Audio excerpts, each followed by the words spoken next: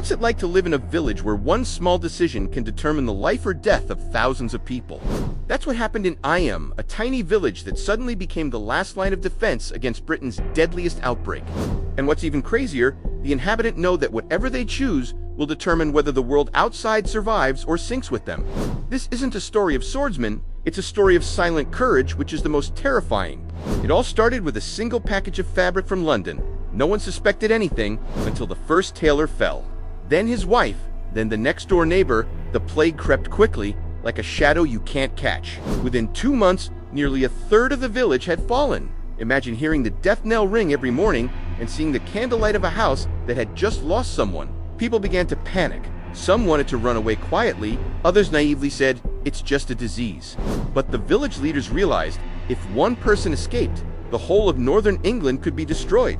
And that's where the most brutal decision was made. They sealed off Iam. All of it. No one was allowed to leave. Not even the healthy. The mental pressure is insane.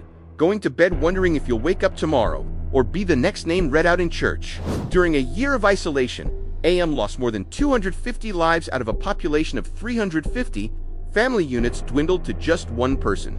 Some mothers were forced to bury their children alone because no one was allowed near them. Imagine standing alone, digging the ground with tears, mixing with the wet soil, hoping it would be the last grave he would ever have to make. But even though the outside world didn't see the tragedy, its effects were immediately felt. The outbreak stopped right at the circle of stones they had used as a boundary. It wasn't a miracle, it was a crazy decision they stuck to until some of them took their last breaths. What's chilling? Almost no one knows that it was Iam who stopped the spread of the Great Plague. There are no monuments, no triumphant celebrations, no heroic tales passed down through the kingdom. They saved thousands of lives without ever being called heroes. And the most ironic thing, many of them breathed their last breaths thinking their sacrifices might have been in vain. However, beyond the village's borders, thousands of lives were being saved thanks to them.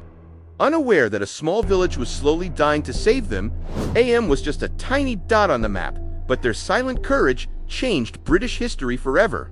Sometimes, the greatest heroes aren't those standing on the podium, but those who choose silence, perseverance, and willingness to be lost for the sake of those they'll never see. Because history isn't always about who shines the brightest.